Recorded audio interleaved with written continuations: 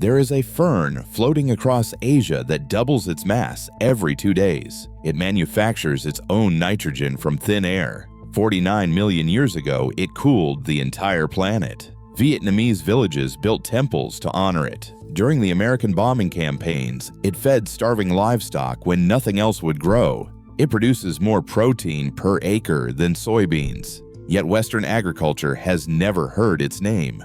Welcome back to Secrets Beneath Nature. Have you seen this plant growing in ponds near you? Drop a comment below and subscribe if you want to uncover more forgotten knowledge with us. Walk to any stagnant pond in Southeast Asia. Look at the surface. You will see a carpet of tiny plants, each one smaller than your fingernail. Some bright green, some deep red, floating without roots touching soil. This is Azolla. It is not an ordinary plant. Inside every leaf of Azolla lives something remarkable. A microscopic organism called nostoc Azolla has lived inside Azolla for more than 50 million years. It passes directly from parent plant to offspring, generation after generation. No other plant on Earth does this. The relationship is so ancient and so permanent that scientists consider them a single organism. This partnership grants Azolla a superpower. The cyanobacterium captures nitrogen directly from the atmosphere. It converts empty air into fertilizer. Azolla needs no nitrogen supplements. It creates its own. While farmers spend billions on synthetic fertilizers, Azolla manufactures nutrition from nothing. The numbers are staggering. Azolla fixes nitrogen at a rate of 1.1 tons per hectare per year. Legumes like soybeans fix 0.4 tons. Azolla produces nearly 3 times more nitrogen than the crops we celebrate for soil enrichment. 1 hectare of Azolla can generate between 540 and 720 kilograms of protein every single month. Under optimal conditions, Azolla doubles its biomass in 2 to 3 days. Plant a small amount on Monday. By Thursday, you have twice as much. By Sunday, 4 times as much. Within weeks, a handful becomes a harvest. No other protein crop on Earth grows this fast. The protein itself is exceptional. Researchers at the Food and Agriculture Organization analyzed Azolla composition. They found the amino acid balance better than soybean, not comparable, better. The crude protein content reaches 25% of dry matter. The essential amino acids that humans and animals cannot produce themselves appear in ideal ratios. But the truly remarkable part of this story is not what Azolla can do. It is what Azolla has already done. 50 million years ago, the Arctic Ocean was a very different place. Warm temperatures, freshwater layers floating on saltwater, a climate unrecognizable to modern eyes. Around 49 million years ago, something extraordinary happened. Azolla bloomed across the Arctic in quantities beyond imagination. The bloom lasted 800,000 years. Picture that timeline. 800,000 years of continuous growth. The freshwater fern covered an area of 4 million square kilometers. Year after year, century after century, the plants lived, died, and sank to the bottom. Their carbon went with them. Scientists drilling in the Arctic in 2004 discovered the evidence. The Arctic coring expedition found Azolla deposits up to 20 meters deep, layers upon layers of ancient fern compressed into geological history. The fossilization locked away massive amounts of carbon dioxide. The results changed the planet. Before the Azolla bloom, atmospheric carbon dioxide measured around 3,500 parts per million. During the bloom, levels crashed to 650 parts per million. An 80% reduction. Earth transformed from a greenhouse world to an icehouse world. The climate shift that created polar ice caps. The cooling that shaped modern geography. One tiny floating fern triggered it all. Scientists call this the Azolla event. A single species of plant altered planetary climate for millions of years. The fern that covers Vietnamese ponds today carries the same genetic legacy, the same nitrogen-fixing partnership, the same explosive growth potential. A plant capable of transforming worlds still floats unnoticed on forgotten waterways.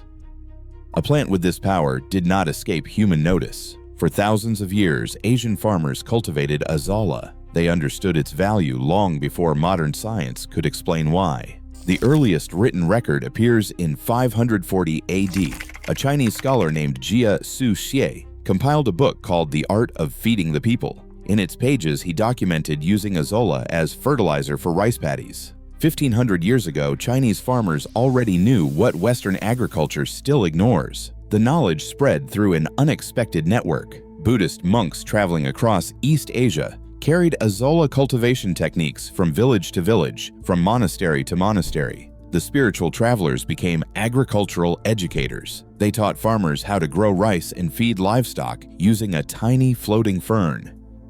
In Vietnam, legends speak of how Azolla arrived. Some stories credit a Buddhist monk named Kong Mir Kong in the 11th century. He supposedly introduced cultivation methods that transformed northern Vietnamese agriculture. Other villages tell of Ba Heng, a woman who discovered Azolla secrets and shared them with her community. Different names, different stories, same reverence. The Vietnamese did not simply use Azolla, they worshipped it. Temples and wooden idols dedicated to Azolla still stand in several villages across northern Vietnam. The village of Bich Du celebrates an annual festival honoring this fern, a plant so valuable that communities built sacred structures to ensure its continued cultivation. The knowledge itself became sacred. Only a few families in each region knew how to maintain Azolla through the hot summer months when the fern struggles to survive. These families guarded the secrets carefully. They passed cultivation techniques through inheritance systems. The knowledge represented wealth,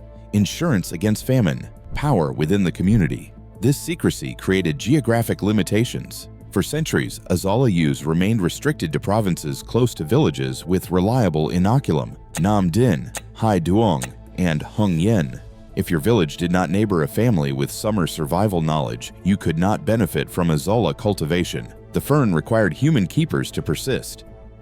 Then came the war, and Azolla would prove its worth in ways no temple builder could have imagined. The American War in Vietnam lasted from 1955 to 1975. 20 years of devastation. Vietnam became the most heavily bombed country in human history. Between 1964 and 1975, American forces dropped 7.5 million tons of explosives on Vietnamese soil. By comparison, all of World War II used 2.1 million tons across every theater of combat. The bombing destroyed more than buildings. Dams collapsed. Embankments crumbled. Irrigation systems that had functioned for centuries became rubble. The infrastructure that Vietnamese farmers depended upon for rice cultivation lay in ruins. Agriculture itself became a casualty. Then came the chemicals. Between 1962 and 1971, American forces sprayed Agent Orange across 1/6 of Vietnamese land. The herbicide killed forests. It poisoned soil. It destroyed the plant life that farming communities needed to survive. Chemical warfare led to food shortages and deepened poverty in rural Vietnam for decades after the spraying stopped. Vietnamese farmers faced an impossible situation. Their fields were poisoned. Their irrigation was destroyed. Their livestock were starving. Industrial supply chains did not exist. International aid could not reach remote villages. Families watched their animals weaken. Protein sources disappeared. Survival itself became uncertain.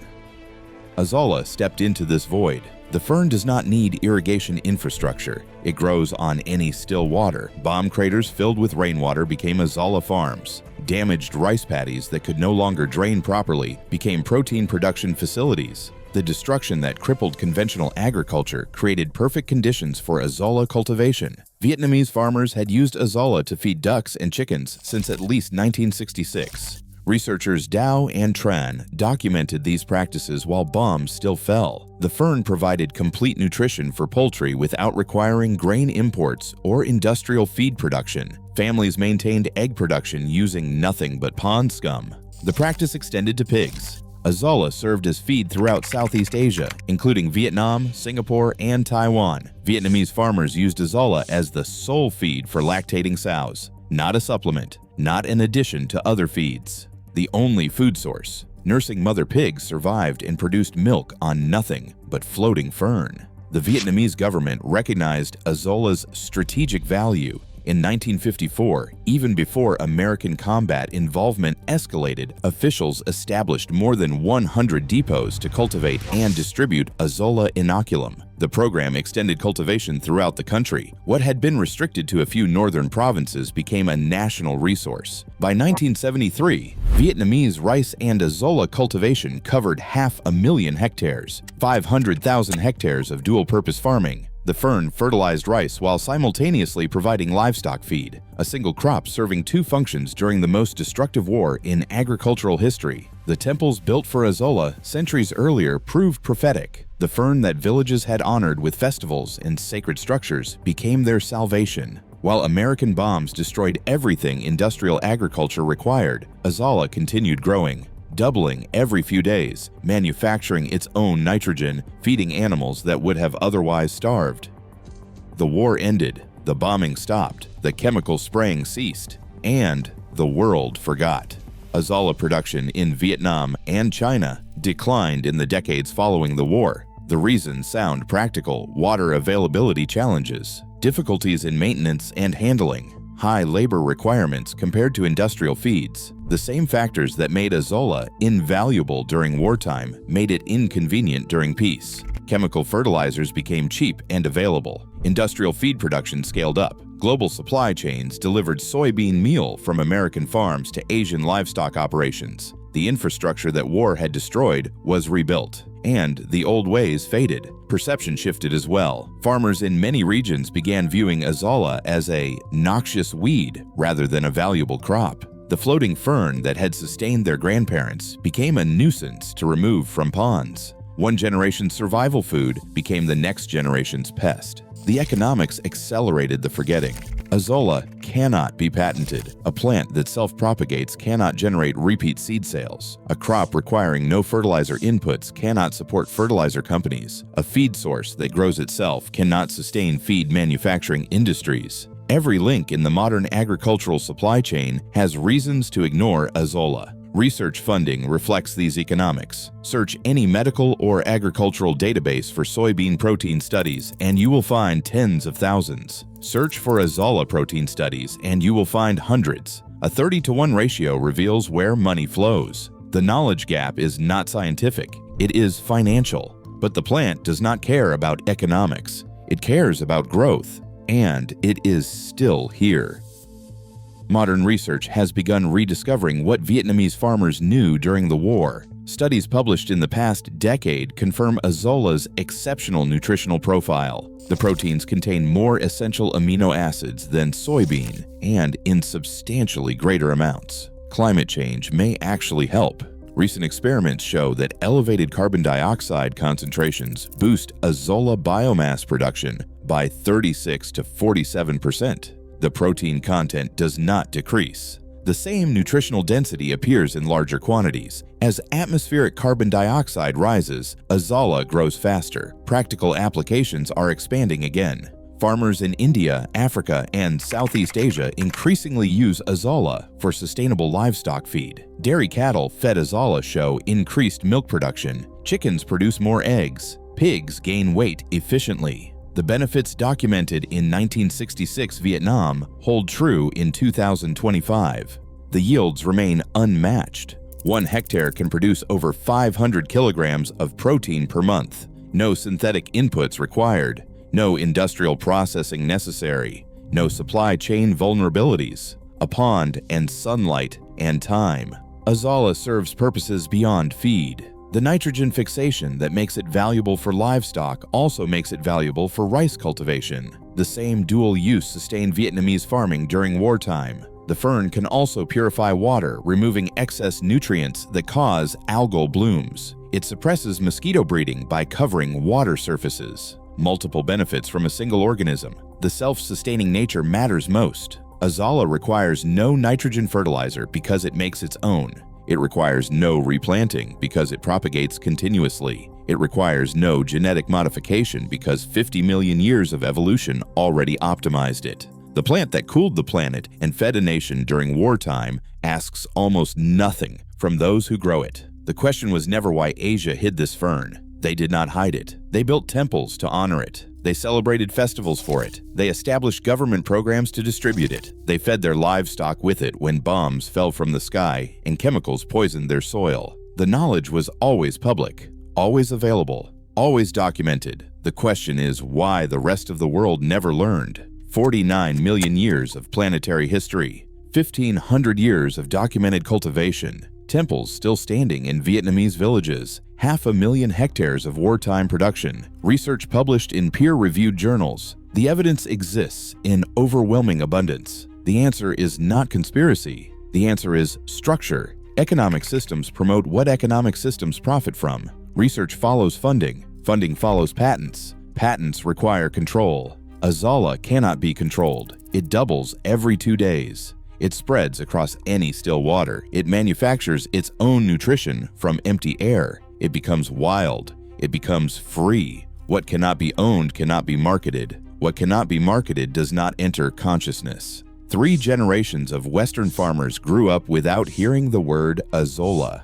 Not because anyone hid it, because no one profited from revealing it. The Vietnamese grandmothers who survived the war remember. The temple keepers in northern villages remember. The Buddhist traditions that spread cultivation across Asia remember. The knowledge waited patiently while the world looked elsewhere. You know now. You know that a fern once changed planetary climate. You know that Vietnamese farmers built temples for it. You know that it fed livestock when nothing else would grow. You know that modern science confirms what ancient practice discovered. You know that it still floats on ponds across Asia, doubling every few days, waiting to be remembered. The seed companies will not tell you. The fertilizer industry will not tell you. The feed manufacturers will not tell you. The information threatens too many revenue streams. But the fern does not care about revenue streams. It cares about nitrogen fixation. It cares about reproduction. It cares about covering every still water surface where sunlight reaches. For 50 million years, Azolla has pursued this single agenda. It will continue for 50 million more. Subscribe and watch the next video to discover more secrets hidden beneath nature.